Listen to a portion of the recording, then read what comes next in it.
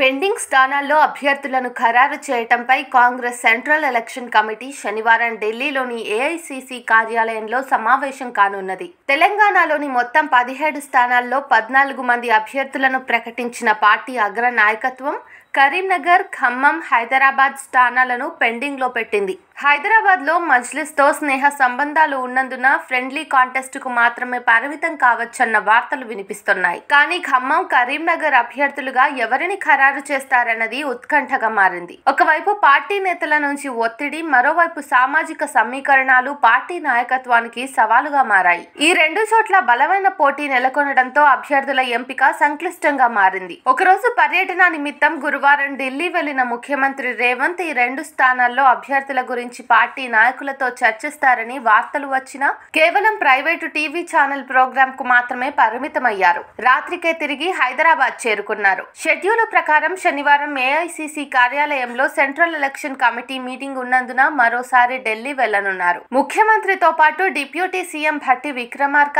Committee సభ్యుడైన మంత్రి ఉత్తమ్ కుమార్ రెడ్డి ఈ సమావేశానికి హాజరు కానున్నారు. రాష్ట్రంలోని తాజా రాజకీయ పరిస్థితులతో పాటు ఖచ్చితంగా గెలిచే అభ్యర్థులను ఫైనల్ చేయటం కీలకంగా మారింది. ఇప్పటి వరకు పలు దఫాలుగా చర్చలు జరిగినా అభ్యర్థులను ఫైనల్ చేయకుండా పెండింగ్ లోనే పెట్టింది. ఈ 3 స్థానాల అభ్యర్థులను శనివారం మీటింగ్ లో ఏఐసీసీ ఫైనల్ చేస్తుందని, ఇదే లోక్సభ ఎన్నికలకు తెలంగాణకు సంబంధించి చివరి సమావేశం కావచ్చని పార్టీ వర్గాల సమాచారం. రాష్ట్రంలో 14 స్థానాల్లో గెలవాలని టార్గెట్ గా పెట్టుకున్నందున అభ్యర్థుల ఎంపిక విషయంలో అటు ఏఐసీసీ, ఇటు పీసీసీ నేతలు ఆచితూచి అడుగేస్తున్నారు.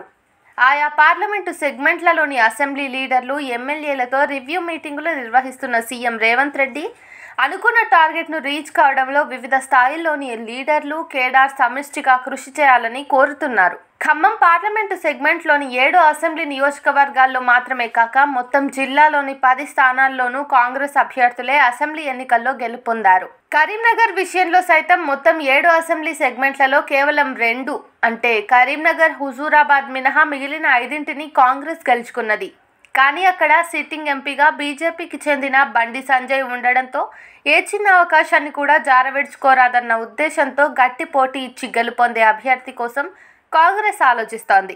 మొదటి నుంచి ఈ 2 స్థానాల్లో ఏ అభ్యర్థిని పార్టీ ఖరారు చేస్తున్నదన్నది ఉత్కంఠగా మారింది. అభ్యర్థుల్ని ఫైనల్ చేసేందుకు నిర్వహిస్తున్న చివరి సమావేశం కావడంతో శనివారం రాత్రికే ఏఐసీసీ నుంచి ప్రకటన వెలువడవచ్చని పార్టీ వర్గాలు అంచనా వేస్తున్నాయి. ఏదేని పరిస్థితుల్లో ఆలస్యమైతే ఆదివారం మధ్యాహ్నంలోగా ప్రకటన వెలువడే అవకాశం ఉందని భావిస్తున్నారు.